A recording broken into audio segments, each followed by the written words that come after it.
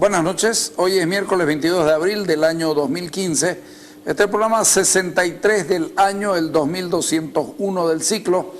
Tengo el gusto de conversar con el doctor Bismarck Kreyler, a quien yo le decía esta mañana cuando hablábamos de su libro, El primer gobernador del siglo XXI, que don Bismarck Kreyler se ha convertido en el cronista de los hechos políticos recientes de Santa Cruz. ¿Usted cree que es correcto? ¿O no le gusta la palabra? No, es correcto, y es lo que yo quiero que se entienda de esa manera, porque cuando se escribe un libro de investigación como este, de hechos cronológicos, no es más que un aporte a recopilar cosas que son verdades las del libro, porque no se está inventando nada fuera de los hechos reales, para que queden como un registro cronológico de la historia de esta ciudad, como lo es, por ejemplo, el municipio cruceño. Usted del 82 para adelante encuentra una serie de aspectos importantes del municipio. Pero además, sus libros usted se convierten en la única referencia inmediata, porque uno puede hablar de la referencia mediata, pero es mucho más antiguo, mucho más viejo, pero no desde la época de la democracia, desde cuando hay gobiernos departamentales, como en el caso o gobiernos municipales como los dos libros anteriores, ¿no? Porque tiene dos primera ediciones. Y segunda edición ya en un libro, y la tercera que salió hace poco, que es de la última gestión, ¿no es cierto?, de gobierno municipal, indudablemente. Ahora, el antecedente de este primer gobernador, que es otro libro que también se escribió y que está como fuente, es el primer prefecto elegido democráticamente. Sí, señor. Porque en realidad la serie de prefectos que han existido en el país desde la República el 6 de agosto de 1825, recién desemboca en un hecho democrático de una autoridad elegida en el primer prefecto, que no reunió las condiciones de satisfacción colectiva, democrática, y después vino la lucha de la autonomía, que fue la que generó ya. Que está plasmada en los libros. Está plasmada también, y generó esto del primer prefecto. ¿Por qué del siglo XXI, me preguntan? Porque es el primer gobernador del siglo XXI. Lo que pasa es que hay que ser respetuoso de la historia nuestra, de la historia de Santa Cruz, sobre todo. Porque antes de la República, cuando Santa Cruz era Santa Cruz, gobernación de mojos inicialmente, ¿no es cierto?, se nombraban gobernadores. El virrey del Perú era el que nombraba a los gobernadores. Exactamente. Desde el primer gobernador nombrado en 1560, en Lima, cuando tiene que hacer una travesía, un valiente hombre como Ñuflo de Chávez, con la gente que lo acompañó. Nufrio se llamaba. Nufrio. Y Chávez con ese, que yo respeto eso, ¿no? Cuando viene ya a fundar esta ciudad y a buscar también el Paitití, porque ese era el sueño también de los españoles en esta zona, se encuentra con Andrés Manso, otro español que por mandato del virrey fundó una ciudad para estar más cerca de Charcas, ¿no?, o La Plata. Entonces, Santo Domingo de la Nueva Rioja, exactamente, que lo mataron Andrés Manso los indígenas, que eran tan salvajes, ¿no es cierto?, y no quedó ni una teja, ni un palo, ni nada. Esa ciudad desapareció. Se sabe más o menos dónde era el lugar. Entonces, Andrés Manso le dice: mire, capitán Ñuflo, esta es mi jurisdicción, yo tengo esta cédula real, le dijo, que me han otorgado, y yo soy el gobernador de esta zona. No le quedó más a Ñuflo que a partir de ahí irse con gente que lo acompañó, a caballo por supuesto, a Lima, que creo la travesía era por Valle Grande, La Plata, y Lima. Y en Lima estaba de virrey don Andrés Hurtado de Mendoza, era el virrey. Entonces había un parentesco con la mujer de Ñuflo Chávez. De Ñuflo Chávez, exactamente, con doña Elvira. Con doña Elvira de Mendoza, esposa de Ñuflo Chávez. Entonces le creó la gobernación de Mojos, y el gobernador, 1560, fue a García Hurtado de Mendoza, el hijo de Andrés Hurtado de Mendoza, que estaba cumpliendo funciones similares en Chile. Que no iba a venir acá. Que ni siquiera se enteró de que era él el nombrado, ¿no? Entonces Ñuflo Chávez aceptó, y ahí en la cédula figura Ñuflo Chávez como teniente de gobernación, que era el cargo inmediatamente inferior, así se denominaba, ¿no? Entonces cuando ya vino gente del Perú también con Ñuflo Chávez a fundar la nueva ciudad, que mucha gente no lo sabe, pero es bueno decirlo. Entonces al llegar le muestra a Andrés Manso: aquí está, bueno, le creó la jurisdicción. De aquí para allá sos vos, de aquí para allá sos Amazónico Platense era la jurisdicción, que llevaba Ben y Pando, y parte de Brasil, Cáceres y toda esa zona, ¿no es cierto?, que no estaba delimitada, era ya del dominio de la gobernación de Mojos. Entonces, García Hurtado de Mendoza fue históricamente el primer gobernador que no ejerció, pero quien en ejercicio de la gobernación de Mojos asumió Ñuflo Chávez, ¿no? Así es. Que después viene el tema de Diego de Mendoza, después su muerte. Y la muerte de él el año 1568, el cabildo cruceño que elige en una actitud política de autonomía, ¿no? Sí, señor. Sí. Es una actitud de autonomía contra el poder central, el poder colonial de la época. Se eligió gobernador propio en Santa Cruz de la Sierra, que no le gustó al nuevo virrey, que era Francisco de Toledo. Así es. Francisco de Toledo nombró a su propio gobernador, que era Pérez de Zurita, ¿no? Entonces, hubieron peleas, hubieron luchas y se opuso Santa Cruz a que venga el nuevo gobernador. Y en eso los chiriguanos reaccionaron bien. Francisco de Toledo quiso venir personalmente a colocarlo como gobernador, a su nombrado, y no lo dejaron. Y en un engaño de Francisco de Toledo, le mandó un emisario, un Paniagua apellida, para que vaya... Y lo saca, ¿no? Para que lo saca y viene con dos acompañantes, Diego de Mendoza, y al llegar Tomina, no me acuerdo cómo es el pueblo, en Potosí, lo apresaron. Lo apresaron a él y a los dos, le hicieron un juicio sumario, lo subieron al cadalso y lo degollaron. Esa historia los cruceños la necesitamos saber, ¿no es cierto? Claro que sí. A Diego de Mendoza. Y ahí vino ya el tema de los gobernadores. 65 gobernadores hemos tenido, y saltando en el tiempo, para no acobardarlos con esta, que no es una clase de historia, el último gobernador ya de la época colonial fue el brigadier Francisco Javier de Aguilera. Javier de Aguilera, un cruceño. Cruceño criollo, nacido acá, hijo de españoles. Curiosamente, pariente de Rubén Costas Aguilera. Puede ser, porque los mismos apellidos Aguilera se han sucedido.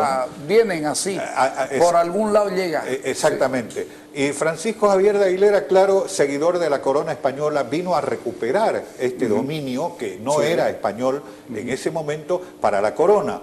Porque el gobernador de la época era Ignacio Guarnes García. Así es. Que Ignacio Guarnes había ganado la batalla de Florida, la batalla de Santa Bárbara, había liquidado el dominio español en la zona, ¿no es cierto? Señor. Protegiendo naturalmente ya las nuevas fuerzas patrióticas. ¿Ah? Hasta el Pari. No, pero protegiendo al sur, a la Argentina, ¿no? Claro. Que necesitaban que se frene acá el ingreso de españoles. Por eso es tan importante. Por eso la Florida, gobernación, claro, Florida es importante por eso, y también Santa Bárbara, porque era dominio español. Lamentablemente en la batalla del Pari del 21 de noviembre de 1816, no pudo en esa batalla ser triunfador. Ignacio la perdió, murió ahí, ¿no es cierto? Y el doctor Hernando Sanabria Fernández, del que yo saco todo el tema de los gobernadores, él tiene una crónica sumaria de los gobernadores realmente importante, y con todo respeto lo cito a él. Él dice en su libro Breve Historia de Santa Cruz: si Ignacio Guarnes hubiera ganado la batalla del Pari, otro hubiera sido el destino de Santa Cruz. Es decir, en esa época se hablaba de republiquetas, ¿no? Santa Cruz hubiera sido una república. Estoy hablando antes de 1825, donde la República de Bolivia no existía, era nomás el Alto Perú, y su dominio... Es más, en agosto de 1825 Santa Cruz ya se declara independiente. No, el 14 de febrero. 14 de febrero de 1825 se declara República Independiente Santa Cruz. Y luego va y se anexa a Bolivia el 6 de agosto, que llegamos 2 días tarde. Sí, por esas cosas que la historia ya la registra así, y yo no sé si fue o no fue un acierto. Para mí, Santa Cruz debió ser una república independiente, honestamente, porque tenía todas las condiciones de poder desarrollarse, con el potencial que tenía de ciudad en esa época, podía desarrollarse. Y ya con la vinculación de origen amazónico-platense, hubiera tenido, ¿no es cierto?, más posibilidades de los vecinos de poder sobrevivir mejor, incluyendo Brasil, que era dominio portugués, usted lo sabe, ¿no? Pero así fue la cosa. ¿Quién es el primer prefecto cruceño en la República? ¿Lo registró? No, eso no está en el libro. A ver, buena la pregunta. Claro, el primero del siglo XIX, ¿no es cierto? Claro. Exactamente, lo tengo pendiente eso, y me dio algunas ideas, como siempre uno tiene que consultar a la gente que sabe sobre el libro, Va a haber una segunda edición del libro con otros temas que están en mente, ya no los que están ahí, sino los que han venido atrás, porque esta última elección del 29 de marzo deja una lección política muy clara a los cruceños, que hay que reflejarle muy clara el aviso a los cruceños. Entonces yo, siguiendo consejos de Paula Peña, me dijo, no están los prefectos acá, me dijo. Bueno, es un ítem pendiente que los voy a conseguir, los encuentro en alguna parte, pero los voy a encontrar. creo que valdría la pena, ¿saben por qué? Porque yo lo miraba hoy día. Sí, ahí está el primer prefecto elegido democráticamente, que es un resumen de cómo se eligió. Ahí deberían estar, estos son los prefectos, ¿no es cierto? Yo lo miraba hoy día el libro después que usted se fue. Y me parece tan interesante, porque el que quiere saber qué pasó en el último tiempo en Santa Cruz, en elecciones departamentales, absolutamente todo lo encuentra en este libro. Claro. Esto es hasta un texto para la escuela. Así es. Están los candidatos a gobernador. Están los candidatos a gobernador. Con líneas, digamos, líneas de lo que fue don Jerez Justiniano Talavera, está William Paniagua, ¿no es cierto? Están Juan Carlos Urenda, Erika Orosa, que fue candidata también. Erika, que también fue, claro. Bueno, entonces eso está pendiente, lo vamos a trabajar. Sé que hay una lista en algún libro, tiene que haber, porque mucha gente ha escrito sobre. Y lo vamos a poner ya en esto para que esté más completo el asunto, desde la colonia, desde el primer gobernador. Más incluso una curiosidad, digamos, ¿no? Es un aporte, digamos, claro, desde el punto de vista... Porque ahí aparecen elementos que le pueden dar Tristán Roca y Andrés Ibáñez, por ejemplo, que son importantes no solamente por la fundación de la bandera, sino por otras cosas. Claro, han habido, ahí hay que destacar también que han habido prefectos que han tenido una actuación importante a nivel regional, que eso hay que destacarlo por aparte, como otros que no han sido ni chicha ni limonada, y otros que el centralismo nos han puesto sin ser de Santa Cruz, por ejemplo. Usted lo sabe. A ver, don Perico Los Palotes de Cochabamba, vaya a ser de prefecto a Santa Cruz. Pucha, uno dice, ¿y de dónde este? Pero así es. Así se ha manejado a Santa Cruz en mucho. Que espero que de ahora en adelante, con un gobernador que tiene ya una presencia física en el territorio departamental. Hablemos de este tema, del primer gobernador y de lo que no está escrito aquí, pero es la última elección del gobernador. ¿Qué le da a usted la sensación que nos da a muchos de que aparentemente ya hay un partido político nacido en Santa Cruz junto con el gobernador? ¿Ya consolidado? Bueno, es la realidad. El primer prefecto, que fue Rubén Costas, elegido democráticamente, fue candidato por una agrupación ciudadana, APB, ¿se acuerdan? Claro, por supuesto. Porque él no tenía... Que ni siquiera de él. Claro. Era de Kiko Aguilera y compañía. Una sigla, digamos, prestada, porque él ahí me pareció interesante, ya yo con el tiempo lo analicé y me pareció que fue una decisión bien tomada, no depender de los partidos tradicionales para ser candidato. Creo que, fíjese, en el tiempo se le dio la razón, que primero lo criticaron, que no va con el MIR, con el MNR, con esto, no, yo voy aparte. Fue prefecto y para ser primer gobernador creó su agrupación ciudadana. Pero es que ya es un hecho de responsabilidad, ¿no? Ya es un hecho de responsabilidad política. Pero además una visión de futuro. Yo creo que ahí hay que ubicarlo a Rubén Costa en una visión de futuro, elaborar y estructurar su propio camino, que lo está siguiendo y me parece muy bien.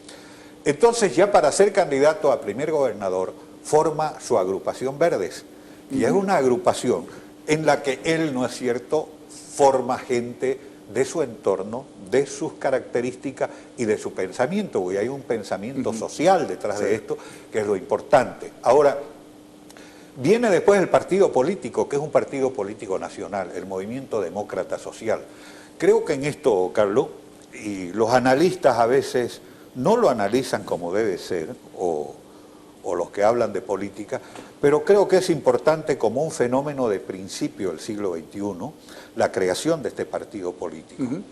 Porque después de la desgracia de los partidos tradicionales en el país, en los que ha insistido el MAS para destruirlos y liquidarlos, usted ve, el MNR quiere surgir y no puede, ¿no? Ahí tiene algunos votos por aquí, otros por allá, pero no es el partido como el peronismo. El peronismo cae, pero se levanta y se levanta con poder político, ¿no? Y de base.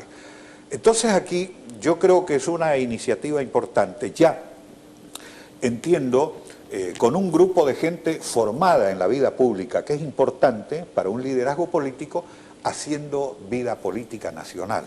Porque el partido de Rubén es un partido nacional, que todavía no ha tiene podido... presencia en Potosí, tiene presencia en Oruro, Ha ganado la tiene una alcaldía de alcaldía Cochabamba. importante en Cochabamba, en Santa Cruz ganó absolutamente en todo el departamento, en las 15 provincias, él y además en los 15 distritos municipales. Con un buen aliado en el Beni, que es Ernesto Suárez, digamos. Pero además con el aliado en el Beni de Ernesto Suárez. Así es.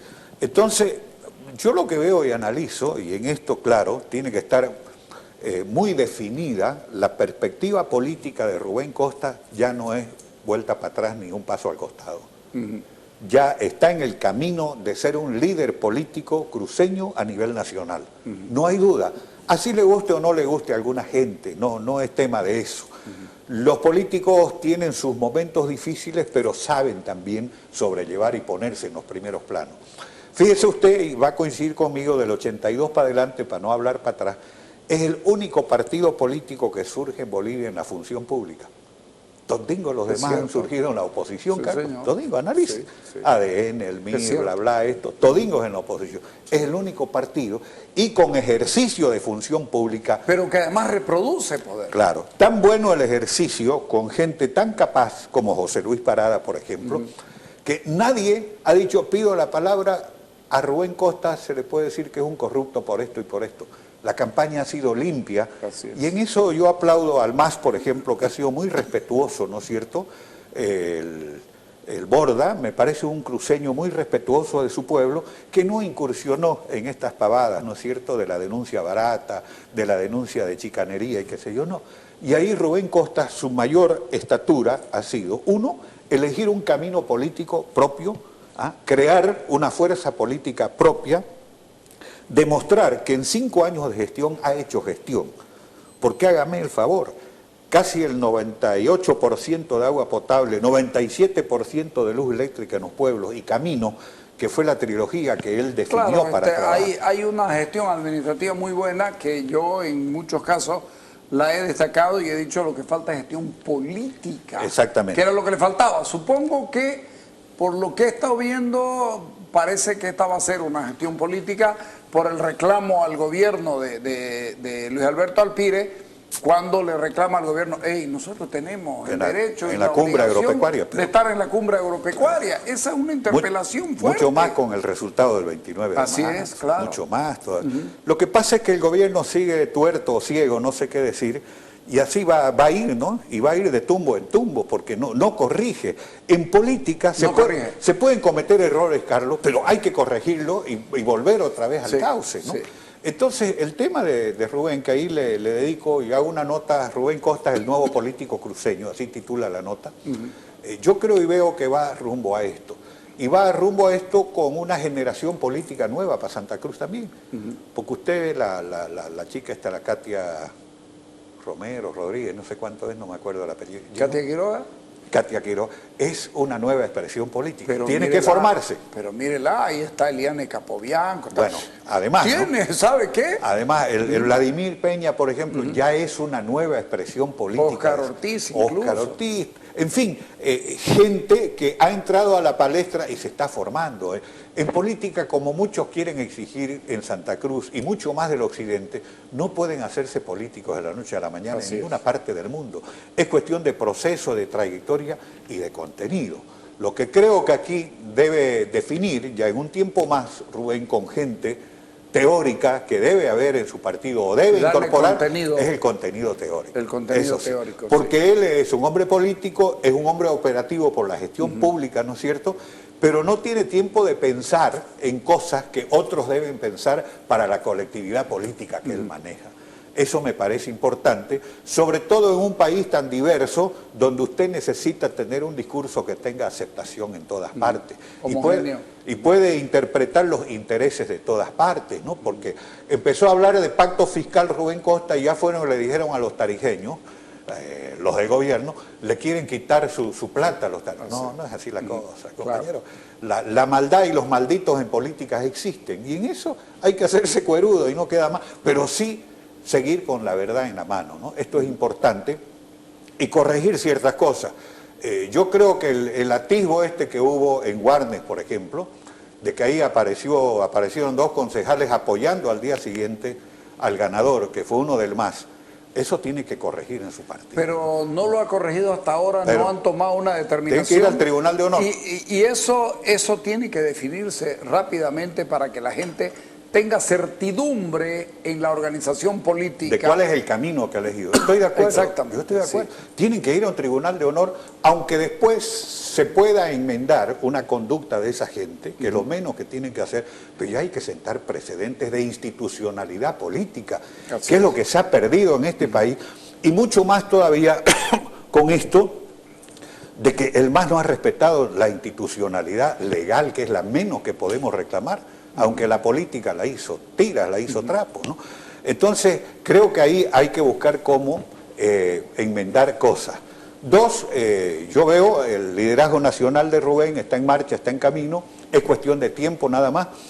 Necesita una dirección regional su partido, que no la tiene. Sí, señor. No tiene un jefe departamental, ¿no es cierto? Sí. Necesita ahí, sea fulano de tal, Perico, pero alguien que responda por las cosas de aquí, como el caso de Guarnes. Sí. Ahí no debió o no debe opinar nada Rubén, sino el jefe departamental, porque atinge a una jurisdicción política de un dominio. Claro, si estamos pidiendo autonomía, si estamos manifestándonos sobre cosas como esas, lo lógico es tener el basamento regional en cada uno de los departamentos, incluso en cada una de las provincias, en función de esa descentralización reclamada. Ya, así. Bueno, y la respuesta política, fíjese, a mí me asombró en la ciudad de Santa Cruz, a favor de Rubén, ha sido... Tiene 23 puntos más que Pérez Fernández. Claro, es bastante, ¿no? Es un liderazgo en ascenso, y el otro un liderazgo, ya no sé si es liderazgo, pero una imagen pública en decadencia, la de Pérez, ¿no? Algo que yo lo califico así, con todo respeto y admiración que le tengo, pero es así. Y lo otro que fíjese usted, el peso de la gobernación a nivel de la ciudad capital no se lo siente, porque todas las obras han sido en provincia. Y bien, porque él ha nivelado el crecimiento de provincia al de la ciudad. Le ha dado a la provincia la posibilidad de mejorar la calidad de vida. Usted con agua y luz eléctrica mejora la calidad espantosamente. Y el llegar rápido y bien. La gobernación ha tenido actividad local, pero no tiene por qué gastar una plata que la puede invertir mejor afuera. Cuando el gobierno municipal le sobra plata, pues la para está invirtiendo bien en los hospitales que le corresponde, correcto. Y la está invirtiendo el equipamiento, en todo el equipamiento deportivo y todas estas cosas con la Villa Olímpica y ahora con el estadio, que es lo que tiene que hacer. Indudablemente. Yo creo que ahí es importante, mire usted, ha ganado en los 15 distritos municipales. En los 15. Y el fuerte del MAS es inviolable, es invulnerable, el plan 3000, los lotes, pero ha ganado. Está visto que la gente sabe a quién votar. Exactamente, sabe elegir. Y eso, y 12 de 15 provincias ha metido asambleístas. Sí. Es una gran cosa, ¿no? Realmente es una gran cosa. Entonces ahí se ve claramente, ya la nueva figura política se la ve ahí, de Rubén Costa, indudablemente. Y lo otro, cuando usted con su figura está cosechando lo que ha sembrado, es importante frente a la prédica diaria del MAS, que deja de ser ideológica y no es más que una tarea de engaño permanente. Es propagandística. Propagandística, ¿no? Claro. Que no es lo mismo la información que la propaganda. Porque si fuera ideológica la presencia del MAS en los sectores sociales, fuera otro el cantar. Usted ve el tema del fondo indígena, ¿no? 500 millones de dólares se han emborrachado, se han despilfarrado. Eso, ideológicamente, oiga, yo creo que los cubanos le están tirando de los pelos a Evo Morales por lo que ha hecho con esa gente, ¿no? Un despilfarro de plata tremendo. Y eso es lo que puede... Mire usted lo grave que es que en La Paz las Bartolinas dejaron la chalina celeste porque la gente las insulta en las calles. Bueno, ha llegado a ese nivel. Bueno, es así. Y el otro tema del libro, volviendo al tema que pido disculpas a la gente, se iba a presentar el martes pasado, se va a hacer este lunes a las 9:30 en la Casa de Gobierno frente a la Plaza. ¿El lunes que viene? El lunes, sí, porque va a estar la gobernadora que le dedica un capítulo, porque también... ¿Es la primera gobernadora mujer? Pero además de primera gobernadora, es otro aporte político del partido de Rubén a Santa Cruz. porque ya no creo que la señora Ruth Lozada deje la actividad política. Claro, ella viene, además, viene en la actividad cívica del comité juvenil, del comité cívico femenino. Y ha entrado en la función pública, lo hace bien, ¿no es cierto? Está bien, está llena ya de conocimiento, y esto va a ser otro factor político femenino importante para Santa Cruz, que seguramente va a tener alguna responsabilidad ejecutiva en el gobierno departamental a partir del 30 de mayo, seguramente, no lo sé.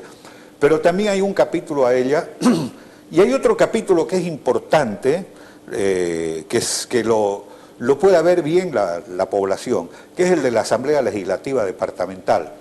Las asambleas legislativas departamentales en todo el país han tenido, porque es su primera época de gimnasia política, sí, han tenido más errores que aciertos, ¿no? y poca actividad, digamos, porque la nueva constitución, que esto otro, tienen que aprender bien, tienen que hacer leyes departamentales. Eso es importante, concordantes con la constitución, porque usted no puede estar al margen de lo que es eso, ¿no?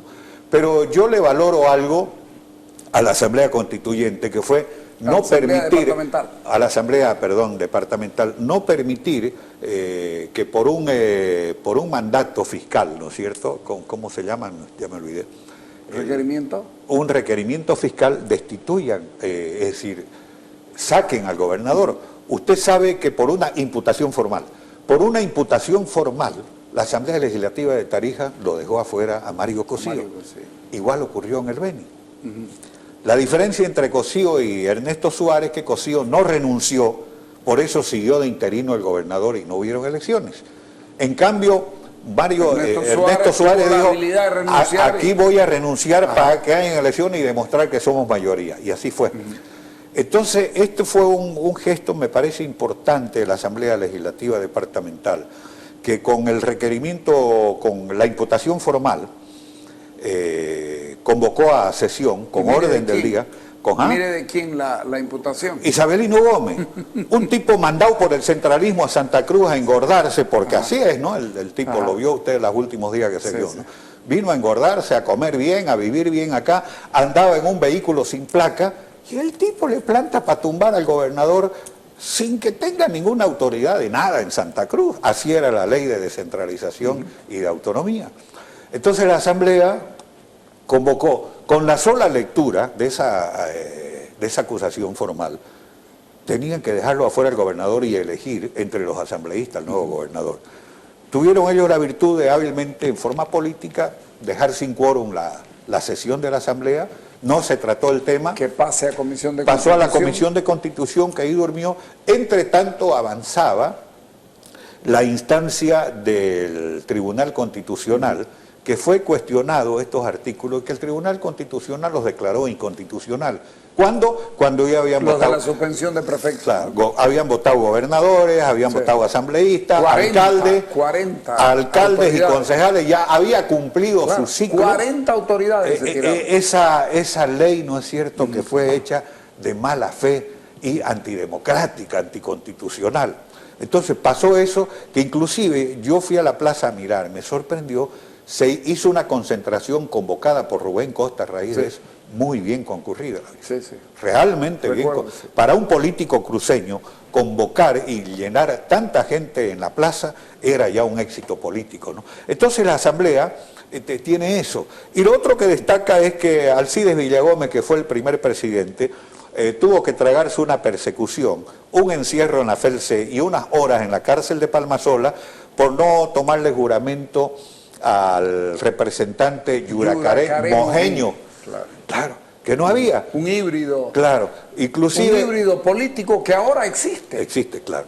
Porque los Yuracaré son más que los Yuracaré mojeños, mucho más. Claro. Y ahí en el libro dice que el cacique Yuracaré denunció que la señora esa que fue nominada delegada no fue elegida en ninguna parte.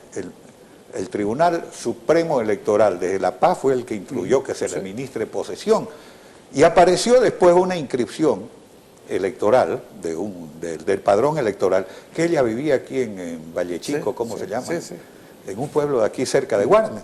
Entonces, todos esos atropellos, oiga, en democracia, los hemos tenido que sufrir y lamentablemente... Pero es el precio del perfeccionamiento, ¿no? De las instituciones. Pero Alcides Villagómez lo persiguieron todo. de mayo hasta agosto estuvo el tipo en la clínica en esto, hasta que pudo volver. Esto está en el libro. Está.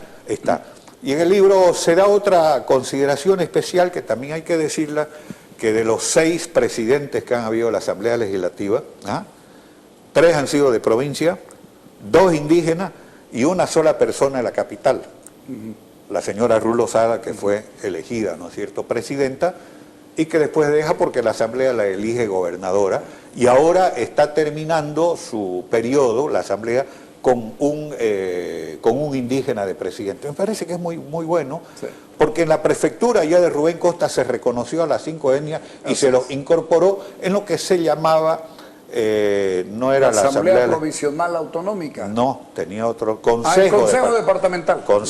Eran consejeros, ¿no? Eran consejeros. Ahora son asambleístas, sí, y nominados por ley. Exacto. Antes los consejeros los nombraban los consejos municipales. Así es. Bueno, ¿cuándo lo presenta? El día lunes a las 9:30 de la mañana, está invitado vamos a ir para estar ahí en la Casa de Gobierno, acera norte de la plaza principal. Y bueno, están los 9 gobernadores, sí, con fotos, sí, sus resultados, ¿no es cierto? Todo lo que significa el país, ¿no? Que el país ha sido, cómo se llega a elegir gobernador, el cabildo del millón que fue tan influyente, sí, la lucha por los 2/3 de voto que fue tan influyente que lo querían tabear en la Asamblea Constituyente, sí, ¿no es cierto?